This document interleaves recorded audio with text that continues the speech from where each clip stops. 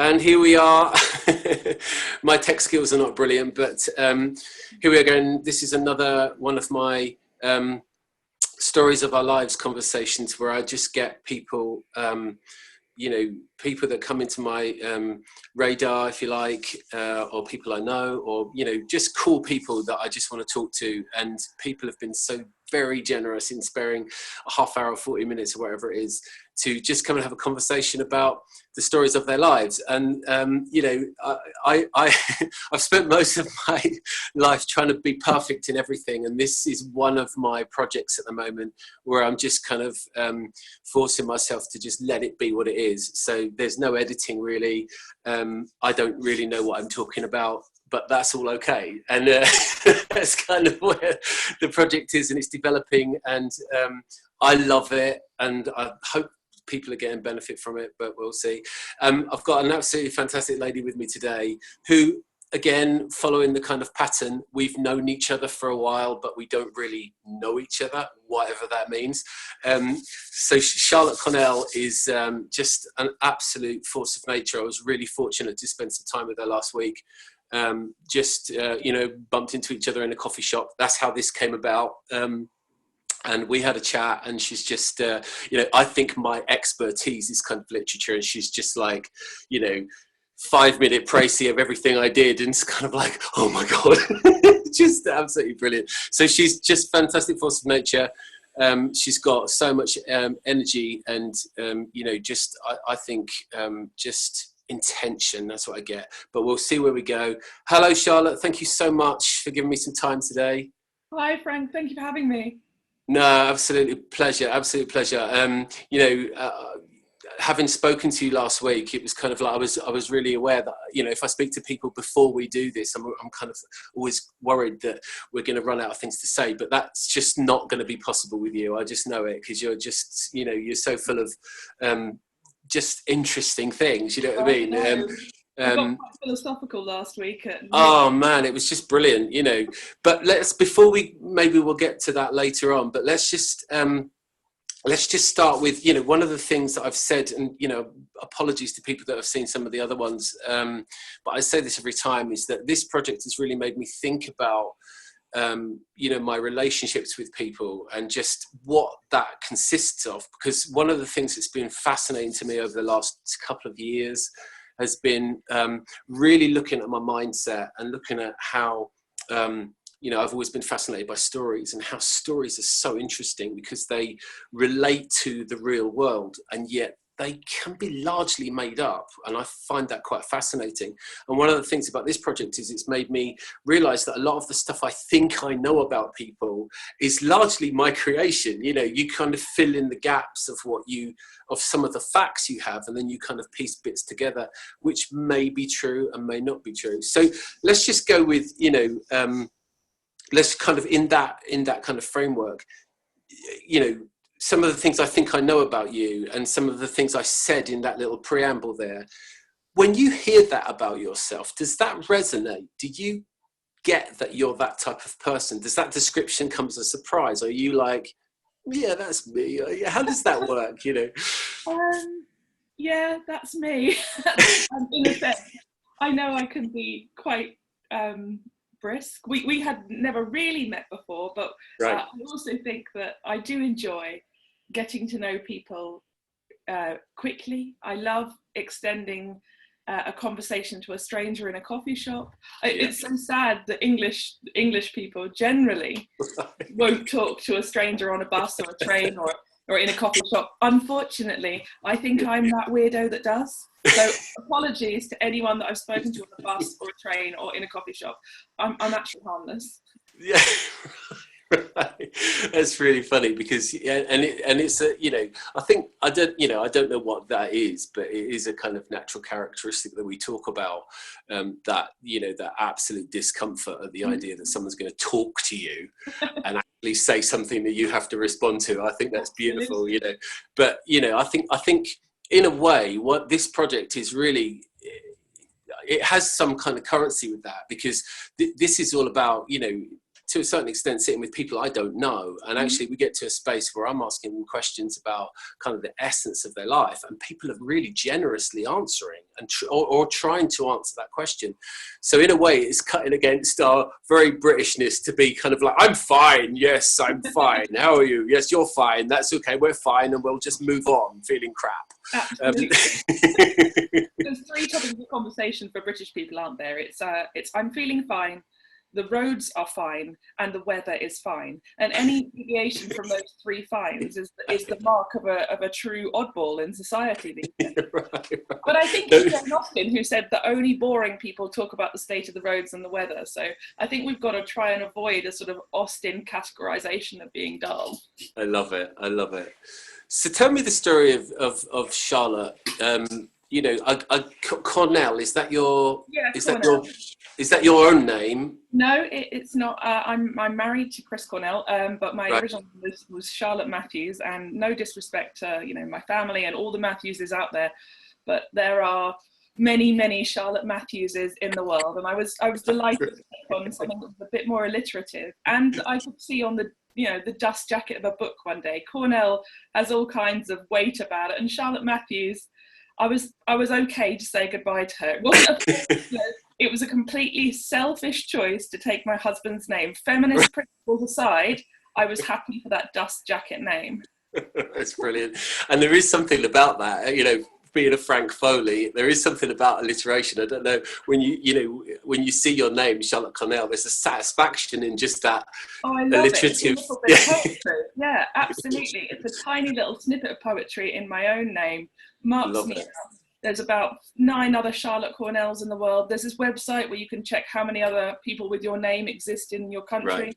I've done that a few times. Charlotte Cornell is much rarer than my original name. So tell me about. Just give me a little brief. Just give me a brief so we can get some context for you. Tell me about the Matthewses. Is that I'm trying to think of that. My impression is that comes from Wales, but I'm not really sure that that's true. I'm probably making that up. But what was it like to be Charlotte Matthews back in the day? Oh, to be a young Charlotte Matthews is great. I've got a sister Matthews who is still a Matthews, and parents both Matthews, still Matthews. I'm very lucky. I had a very lovely, stable, loving childhood in a small village in Sussex. Right. Very ordinary. My parents, both teachers, and we lived in it was a little terrace, a terraced house in Warnham, a lovely little village. It was a perfectly ordinary and lovely and happy childhood. And looking back to those sort of halcyon days of being 9, I couldn't have asked for better parents. That's beautiful. That's beautiful. And it's right. Immediately, because I'm obviously primed from last week, and I know some things about you. I'm then immediately saying, "Wow, that's fascinating." So where's this? Okay, from that, where does this drive come from? Some of the stuff we talked about last week, and I know that you're very, you're one of these people that is, really competent at a high level in different areas, which is I find that amazing. But I think the politics is the thing that comes through, and you're what I tritely, and this is, I apologise for this, but I'm not, can't find a better way, but a real social conscience that you want to do something and you actively want to put yourself out there. So can you speak into that in terms of, this very, as you said, like very, loving, kind of secure childhood, and then you get this streak of real, I want to change it and I'm going to get out there and do it. Where does that come from, Charlotte? Can you talk to that? I think the sense of stability and love that I mentioned in my childhood is actually imperative in allowing me to do that. Because if your brain and the emotional space in your body is given space to pursue hobbies and friendship and love and activity, then it will do that, and it can do that at a high level. Often we know that kids who have a lot going on at home, or who are suffering because there's various emotional pulls on them elsewhere, those kids sometimes find it difficult to concentrate in school. Right. So I think that's true of adults as well. When you've got a lot going on emotionally in your personal life, or trying to reconcile things that have happened to yourself in the past, sometimes there's not the space to dedicate energies elsewhere. Now, and also there's a sense of, I think what I had, the stability I was given, we weren't rich, we weren't, we were working middle class, my parents both working class, you know, they're bright, they've done well, they're teaching. Both of them had to work to offer our family the security it needed, you know, we had a mortgage. That's a perfectly ordinary sense. But that ordinariness has given me an emotional stability that allows me to want to give back.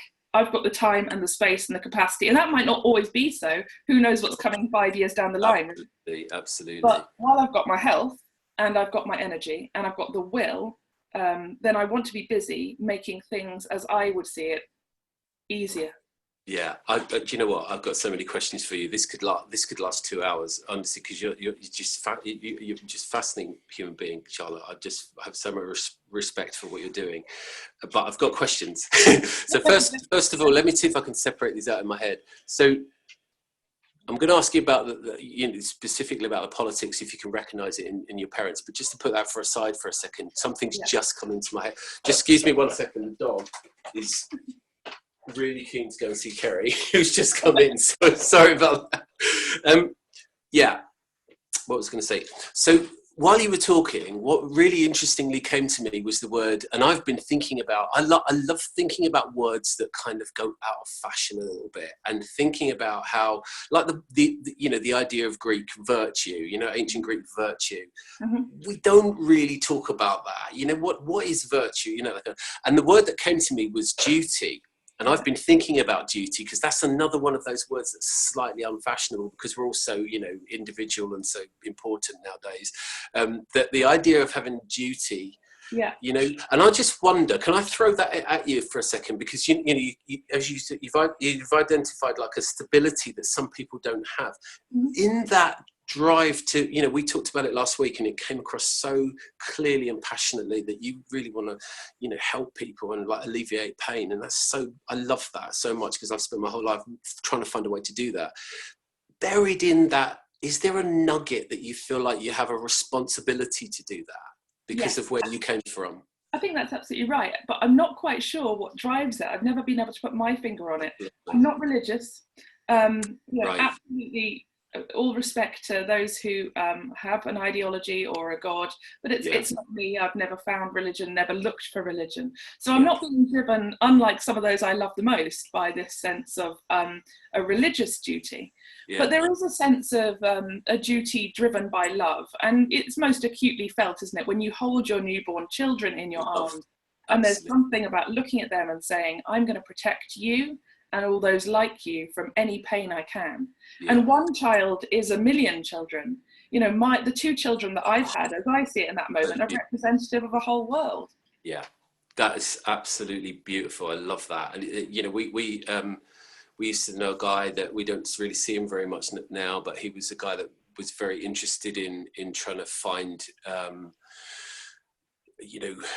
excellence, and self-actualization was his thing. And he used to say, when you to be able to, you can get to that, if you're self-actualized, you can kind of look at your own baby, and everybody is your own baby. Everyone. It sounds fluffy, but I think that's a fascinating thing, if you can kind of have that feeling of, being able to share or whatever it is. You've just nailed it. Absolutely. But we are humankind. We know we are all from one strand of DNA originally. Right. There's no Christian sense in saying that you are my brother. In a sense, you are. There's a humankind link that will never be broken. It's most acutely felt in that baby's eyes. And God, it sounds really cheesy. I'm going all cheesy. I'm usually not. No, you know what? Can I just say something here? Because this is really funny. And I don't know if you can actually read that, but I wrote a note to myself earlier on. And if you can't read it, I'll read it. And it's so funny that, so it's me and quite a few of the people that I've had conversations with in this format. apologizing for being cheesy or fluffy. Yeah.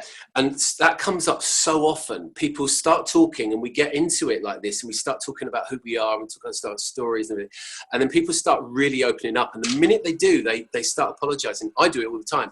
Oh God, I'm really sorry. This sounds a bit cheesy. This sounds a bit fluffy. Those two words. Yeah. And it dawned on me that, you know, perhaps we feel the need to legitimize our, you know, our fluffiness because we live in a quite hard, cynical world. You know, is that apology coming from us, or is it something we feel we need to do socially because, you know, the world's quite a hard place for a lot of people? You know what I mean? I think, Frank, as you know, I work in politics, and I think if anyone that I worked with or tried to be opposition to knew that as fluffy as I'm coming across right now, it would all be over. It would all be over. I'm going to pack up and go to a retreat. And you know, so basically, you're telling me now that we can never share this conversation. It's so brilliant. Okay, so I've just remembered the other thing I was going to ask you, and I don't want to forget this because again, you know, in 30 minutes we can't do you justice, we can't do anybody justice, you know, really, but you know, let's have a go at it anyway. So just to get this context, to get back into the kind of like, you know, the running story of your life, because I really want to get to the politics, but you know, can you see, and you know, thinking about that original setting that you had that was secure and you felt safe, but that political thread, can you see it in any one of your parents? Is it one of them, or is it a mixture of both, or how does that work? It's both of them. It's both of them. I certainly know my grandma used to hold, you know, social meetings of the Socialist Society, the Communists even, in her living room. So this is my mom's mum, you know, full-blown communist. My love it. My dad comes from a very large family. He has many brothers and sisters, Irish Catholic family. Right. And there's that. So they never had very much at all. You know, you had a council house, a very large one, which is now a palatial residence in Fulham, converted years ago from a sort of squalid 7-bedroom house to now something that's probably worth 4 million. But back in the days of visiting, that was home to, you know, 12 children. And both my parents, I think, had that sense of, they were left wing. They weren't political. They weren't loud. They definitely never joined a party. Right. And I think they're probably now more fluid than my youth would give them credit for. Both my parents, immensely sensible. I mean, when I need to check an opinion, to litmus test a policy, or to debate with someone who I think is going to give me the best, you know, doorstep answer, my parents are brilliant, because also they have no fear in being really cross with me. And I want them to be really cross with me, to test me. I need my solid, vicious, quite left-wing but pragmatic parents to test my policies. That is so good. I love that. But do you know what, underneath that, because there's something funny about that in terms of, you know, that relationship we have with our parents anyway, but it's accountability, isn't it? It's like, because we can get really emotional about what we believe, and we, you know, it's really easy to step out of kind of the practical reality and to get into a really big story of it and then start getting righteous or whatever it is. And I love the fact that you can just go and they don't have kind of any emotional kind of, obviously that you're their daughter, but they don't have any kind of like emotional need to keep you happy in the moment. So they could just say what they, and I love that accountability of that. You know? Oh, no. My parents are my best detractors. Honestly, it's my mum's favourite hobby. And thank God it is, because she's also one of my best friends. And you can only trust people that will criticize you. I think that's really important. Yeah, that's interesting. You surround yourself with sycophants, you will never know yourself. That's so true. I love that. I think and I think in a way there's a kind of, you see, that to me there's a conversation that we won't have now, but that, you know, that kind of talks to a certain kind of social media presence, which is very, you know, I like it, you know, and then that kind of, you know, that kind of regurgitation of your previous likes, so that, you know what I mean, we're kind of like in a bit of an echo chamber. Can be an echo chamber of your own ego, and that's really dangerous for people. And actually, ego is a bigger problem than probably it's ever been. I mean, we're talking about another Greek concept here, you know, virtue, ego, and actually quite nice that those two things would be the two sort of Grecian terms we're trying to balance here, because virtue and ego are almost irreconcilable. Right. It's like two opposites. I love that. Sorry, I just got my pencil. So that's fascinating, and it just gives, again, without being kind of pretentious about it, it just gives it kind of, just elaborates on the story of who you are. It gives us an idea of where you came from. But let's move it on, and what I'm interested in, because I know you have a child who is, I'm not sure. I've got two children. Two children. A 6-year-old and a 3-year-old.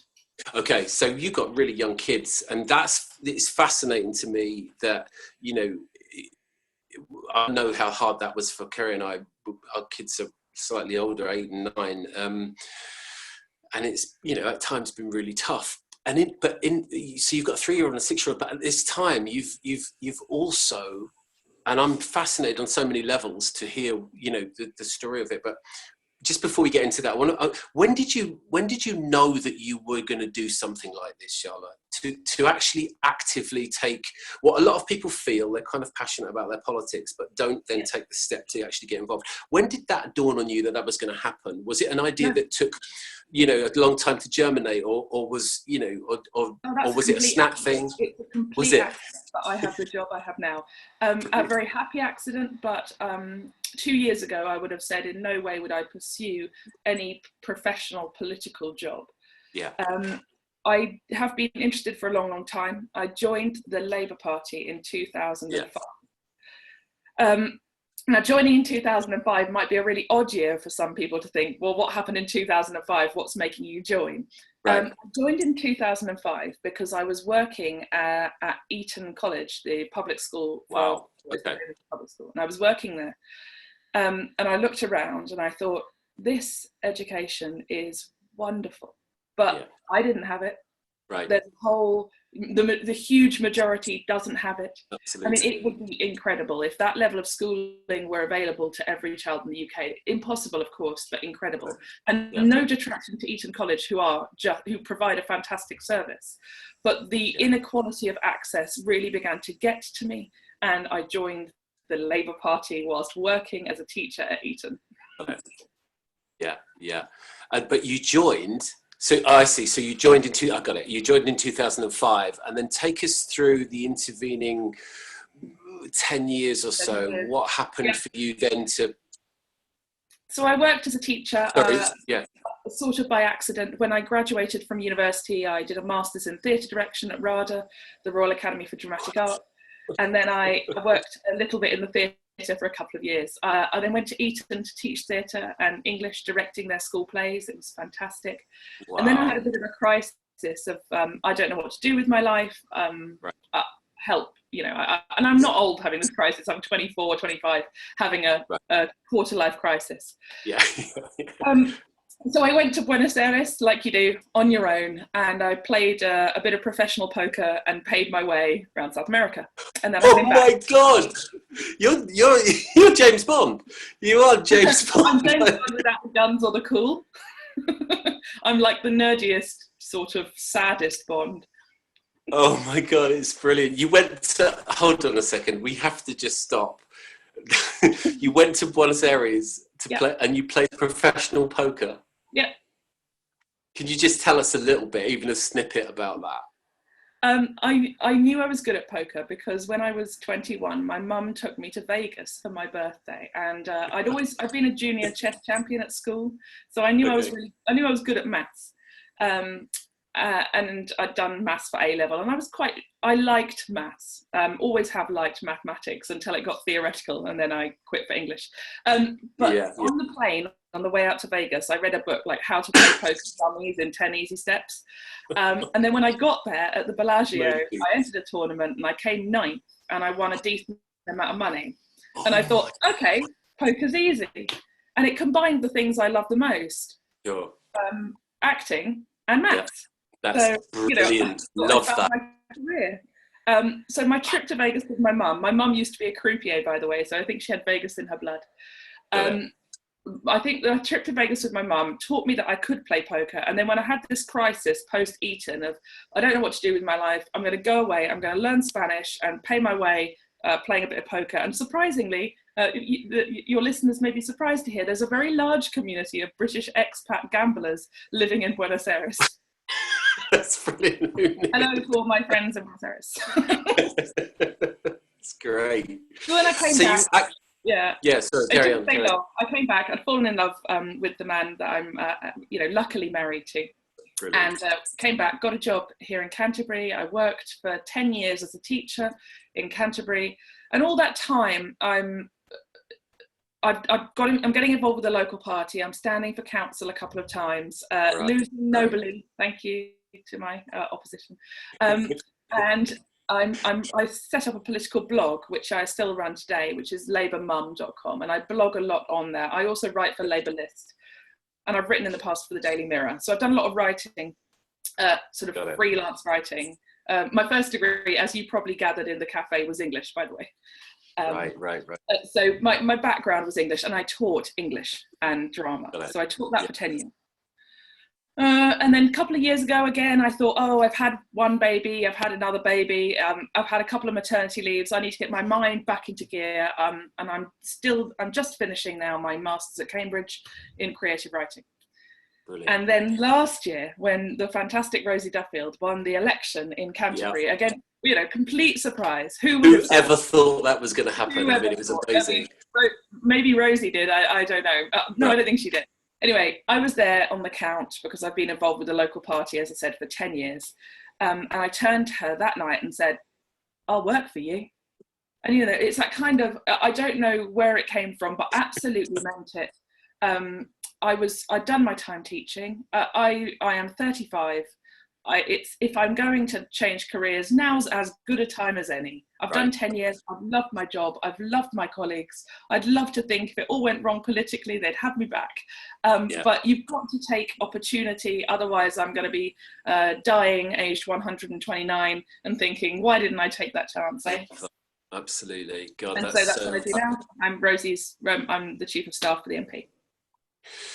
So, I mean, goodness, there's so much. It's just fantastic. I just love listening to you talk, Charlotte. It's just, just fantastic life. Was it difficult? Because obviously, I'm saying obviously, but to me, I mean, having been with you in presence for 20 minutes or whatever it was, and actually, being with you, and then obviously this now, it strikes me that not only are you obviously very bright, that's a given, but you have a charisma about you as well, which I should imagine the kids were really attracted to, and you seem a very warm person. So was it hard to, I know you sort of made the kind of rational choice about, I need to do this for myself, but how did you negotiate the difficulty of leaving the kids? Because you obviously can make a massive impact on their lives as well. And so. But how was that?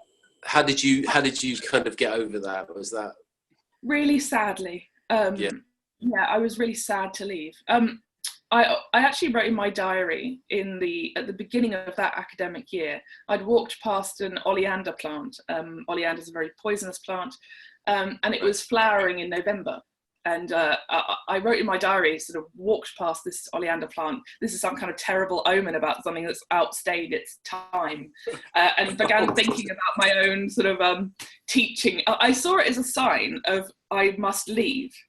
And I told no one. Actually, I've never told anyone this. That you're the first person. My silly oleander plant analogy. I love that. And there was something in that last year when I was walking around school where I knew my time was up, and I didn't know what was coming. Yeah. So I'd maybe been getting used to it in my head anyway. Was I going to leave for a PhD? Was I going to leave to be a deputy head? Was I going to leave to do something, pursue the writing? I didn't know. And so when the opportunity for Rosie came, and Rosie and I had known each other, we'd moved in the same circles for 5 years or so. We didn't know each other well, but we knew of each other well, if you know what I mean. Right. I knew, yeah. I thought very well of her, and I like to think she thought very well of me. So to offer her at the count, when she probably doesn't remember because she was, filled with the shock of being elected MP. turned around and offered her my time, and take that leap. And it is a leap. I'm sorry to all the wonderful students, many of whom have become friends, that I've left behind. And social media is a wonderful thing for those students who are now not my students. Definitely. Because of course the first students I taught are now 31. Isn't that amazing? Yeah. And they're my friends. I have a good selection of ex-student friends, many of whom I go to see their shows when they're in shows. Wow. I sometimes have a look over their university work because I'm kind. Yeah. I'm happy to be your vicious editor, your proofreader, and your biggest critic. Because as I said earlier with regards to my mum, your biggest critic is probably your friend. The people that can speak the truth to you, I think that can cut through and not bullshit you and just say what needs to be said. I think that's such a valuable thing. And absolutely. It's as long amazing. As they love you at the same time as criticizing you. Obviously, your biggest critic just hate you. Get rid of them, shed them from your life.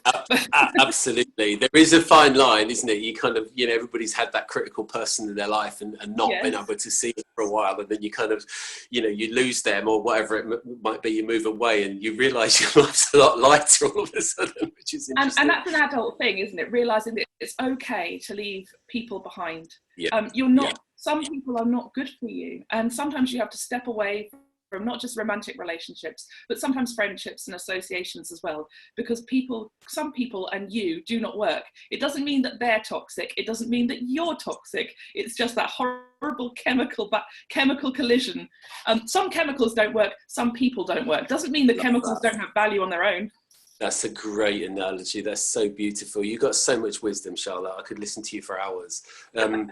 It's just brilliant. I'm interested because I heard, so I'm going to throw this at you, as we kind of move into the last third or whatever. I'm going to throw something at you, which is something I heard yesterday. I listened to a podcast by a guy called Mike Gervais, who's an American psychologist who's really interested in the field of resiliency and how we become the best version of ourselves, if you like, and that kind of thing. He's really interested in mindfulness and all of that. And he said something yesterday, was talking to someone in an interview and said something about the gap between knowing and unknowing cannot be filled with anxiety.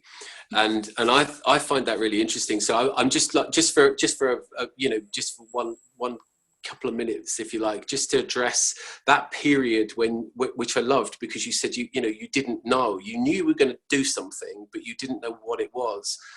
What gave you the strength? I mean, you just get through it anyway. You're going to get through it. But what gave you what is it underpinning you that didn't make that anxiety that you ran away screaming and you were able to be solid and say, I'm going to make this choice? Is that something about your character? Do you know about that? Yeah, probably. That's not to say I wasn't anxious. I don't get super anxious about anything, but for about 4 weeks in a row, I was waking up at 5 o'clock in the morning and jumping downstairs and writing on my computer. And, I do not wake up at 5 o'clock in the morning. I am tired. But for 4 weeks, I was not tired. I was leaping up, watching the larks outside with a coffee. And I thought, this is very odd. It's not me. But those were the weeks where I was contemplating my future and, thinking how I tell my boss that I'm leaving, how I tell my students that I can't be with them next year, and how I tell my friends that I'm going to miss them, but I still want to be their friend. And it's that bravery of walking away from some people's closest social circle are their colleagues. Absolutely. And sometimes it's colleagues that keep you in a job. When the job itself is not. And my colleagues, that's still some of my best friends. But I guess that's the litmus test of friendship is whether it lasts, eh? And as I said earlier, move on. I'll collect some new ones. Any new friends out there, I'm collecting, You'd be a good friend, everybody. Okay. So when I get to this point, it's not really a time thing. It's just when it feels right. Because I feel like, you've told a fantastically concise but beautiful story of who you are, really over 20 minutes something, but it's just so compellingly great. but I like to just change tack a little bit and just fire some questions out. And I usually start with this one. As I mentioned, Mike Gervais and some of the things he's doing, I've always been really interested in how we be our better selves and what that consists of. If you can generalize it and what it means to the individual. But so if I was to throw that question at you, Charlotte, what is it when we thrive? What's human flourishing? I think the Greeks called it, I can't pronounce it right, I never pronounce it right, but eudaimonia, I think it is, or something like that. That concept of human flourishing. What's that, Charlotte? Well, obviously there's a difference between personal flourishing and humankind flourishing, and I think the difference, there's different levels of happiness achieved in both. If you can look at the human race standing up against injustice, or you look at how people are standing up to Trump, and you think that's the humankind thriving. Of course, not necessarily succeeding until he's gone, but thriving as we stand as a populace against injustice and this seeping sense of oppression. Personally, the feeling you get when you thrive is one of calm, I think, absolute calm, knowing that it's okay to lie on the sofa at 7:30 at night and watch crappy television for 3 hours. That's okay if you're lying on the sofa and thinking, this is nice, bring me a hot chocolate, husband. That's calm, that happiness. If you lie on the sofa and think, got to do this, hate my job, wish I'd seen my friends more, must call my mother, oh my God, I haven't submitted, the kids miss me, I haven't seen my kids, I'm not there for my kids. If you are sitting on the sofa watching your rubbish TV thinking all that, then there's some issues that need to be addressed. I think probably the modern calm is that. It's lying on the sofa, watching Bromans, thinking it's okay. I love that. That's brilliant. Yeah, I think what you just highlighted there was that mind talk, that all of that stuff that you should, those shoulds, man, they're really powerful, aren't they? All of those shoulds that you should be doing, and that's taking you away from just being in the moment. But listen, you might die tomorrow and you might never achieve all those things. Absolutely. So take a moment. Your kids, do you love them? Do you feed them? Do you water them? Do you tell them you love them and cuddle them? If all that is yes, it's probably going to be okay. I love that. But the rest is noise, and it's those fundamental three things. I tell my husband, as long as he keeps me fed, loved, warm and watered, I'll love him forever. Which is really hard for him because I've got very cold feet. So he. Charlotte, do you believe in free will? Yes. Okay. Yeah, you've got to believe in. I do believe in free will, but occasionally things like that horribly late flowering oleander plant come into your life and tell you that maybe there's a message. But no, as I said, I'm an atheist. No higher power for me. I'm open to changing my mind if anyone wants to come and have a chat. But and I love those chats. Don't get me wrong; those chats are the best chats. Some of the best chat I've ever had in my life is with my husband's godfather. Yeah, he's a former vicar, very religious man, and also the nicest soul. And I use soul intentionally. Yeah, I think. That's but free will, yeah, absolutely. Haven't got free will doesn't motivate me to get up tomorrow. Beautiful. Charlotte, what do you find beautiful? Happiness, confidence. Happiness and confidence are beautiful. Physical beauty, obviously. I mean, give me an Adonis, that's fine. But yeah, people are beautiful when they are convicted, confident, sure of themselves, and able to answer their detractors, give back, and stand fully convicted of their beliefs. That said, some beliefs can be ugly. So let me mitigate this, because obviously Trump is really sure of his own beliefs and stands there like the ugliest man in the planet. Right. Hello, Donald. I expect you won't follow me anymore on Twitter. Yeah, beauty, but I'm thinking of women really when I say beauty is self-confidence. Because so many women I know worry so much about how they look, and actually the most beautiful women I know and my friends here that I think are the most beautiful sometimes aren't the best physically looking, as you would ordinarily say. Yeah. But they stand up, they smile with an ease that is true. An honestly born smile. There you go. An honestly born smile. Take away the plastic or the frightening or whatever it is. I want someone who grins and means it. I think, that's just lovely. And I love the idea that, we again, I'm going to apologize for being fluffy, but you know what, we can always, I love the idea that, the ideas that we have, we can work to redefine them. Yeah. You know what I mean? If beauty's being dealt with in a very shallow way in on social media, if it is, I'm not necessarily judging it, but I've got a feeling it might be, then we have the power to redefine that and say, you know what, okay, there's a superficial way of looking at it. That's a thing, that's real, but hold on a second, this is much more valuable. What you just said about the smile, I mean, that has a real weight to it.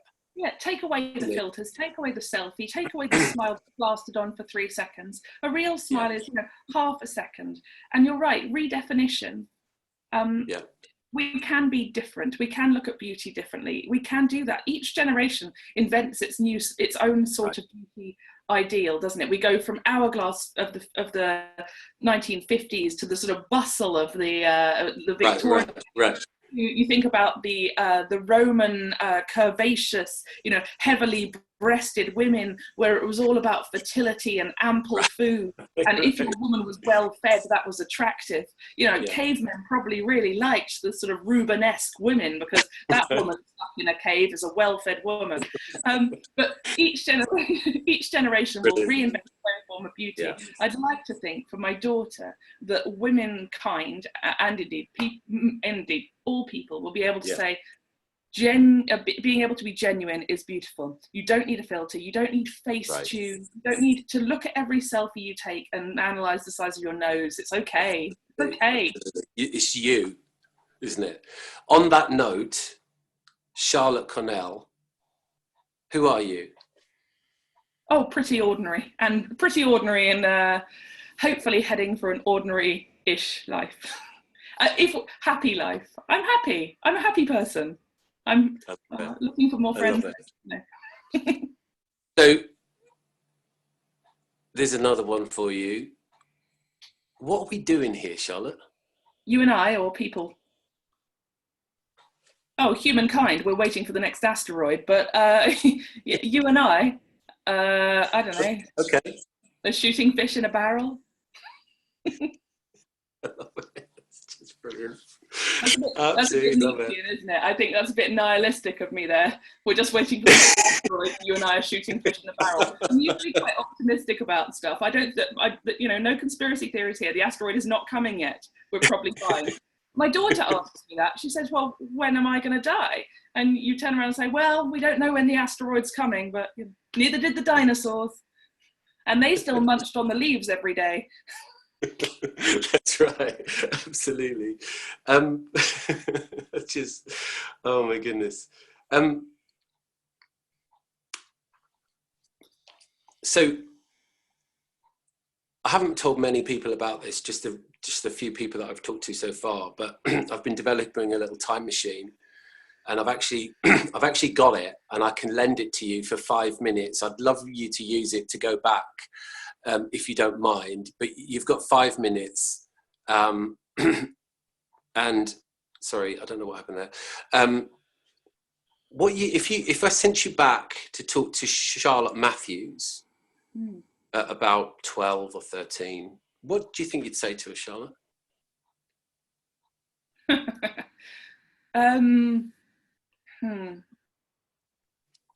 12 or 13-year-old Charlotte was... Or you can pick an age, it doesn't, whatever you want. I'll take 12 or 13 because she's an interesting one. When I was 11, I had a skiing accident and knocked out my front teeth with a pole. Wow. And it meant that when I was 12 and 13, I was the only 12/13-year-old with no front teeth. Now, if you can imagine being a girl aged 13 with no front teeth, having to wear a brace over your teeth, I was... not lacking in confidence, because I don't think I ever have, but I would tell her, they'll get fixed in the end. Don't worry, dentistry gets better, love, and and hopefully can stay. Dentistry should be available for all. Under a future Labour government, we'll get rid of that private dentistry and bring it back into public ownership. That is hilarious, isn't it? It's like, I remember when they changed the, I'm glad we did that for young Charlotte there. That's good. But I remember when they changed, when they privatised dentistry, and that seems such a long time ago now, and it's so naturalised to us. Yeah. But that was a big thing, and far fewer people go now. Yeah, absolutely. It seems, yeah, absolutely. There might be a merit in a discussion about whether a future funding formula for the NHS could take dentistry back in a more sort of encompassing manner. Certainly, 12 and 13-year-old Charlotte with her 0 front teeth, lacking confidence. You want to be attractive to boys for the first time, but I go to an all-girls state school. I have frizzy hair, no front teeth, a brace and spots. Honestly, if 2 or 3 years of being the most unattractive person in town doesn't make you strong, tell me what does. That's brilliant.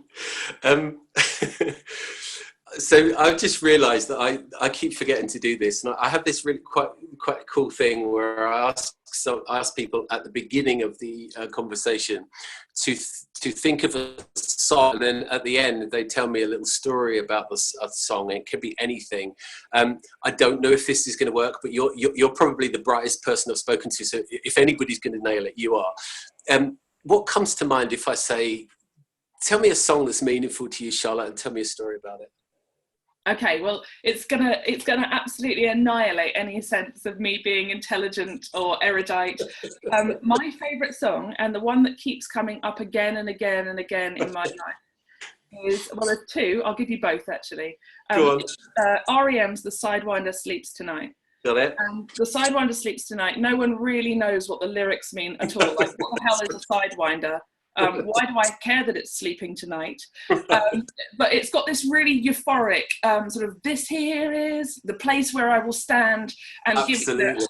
And it seems to be about defiance and stability and standing up to the man. Tension, and then all of a sudden you hear this crappy chorus about the sidewinder sleeping tonight. So if anyone can tell me what a sidewinder is, I'd be really grateful. But Brilliant. I just love the almost violence behind that song, and it makes me feel really euphoric when I listen to it. I have wound down my car windows on my own so many times and belted that song to the wind. So that one and Fleetwood Mac's "Go Your Own Way" are definitely the two soundtracks to my life so far. I love that. That's a beautiful way to finish. So listen, thank you so much. I mean, I really genuinely could talk to you for ages. You're just full of wisdom. Yeah, you're full of wisdom, but it's certainly not, not dry, and it's just really good to be around your energy, Charlotte. Do you, the blog that you mentioned, do you mind if I link that to the Absolutely. Okay, so there'll be a little bit of a time delay before we put this out, but I'll let you see it beforehand just to make sure everything's all right. But I really want to thank you again for just spending half an hour or 40 minutes with me. And it's just been absolutely delightful to talk to you. And no, it's been my pleasure. I had a lot of fun. Good. And I hope to see you soon. Take it easy. Soon. Good luck with everything as well. Keep doing what you're doing. It's brilliant. Thank you. All the best, Charlotte. Thanks a lot. Bye. Bye.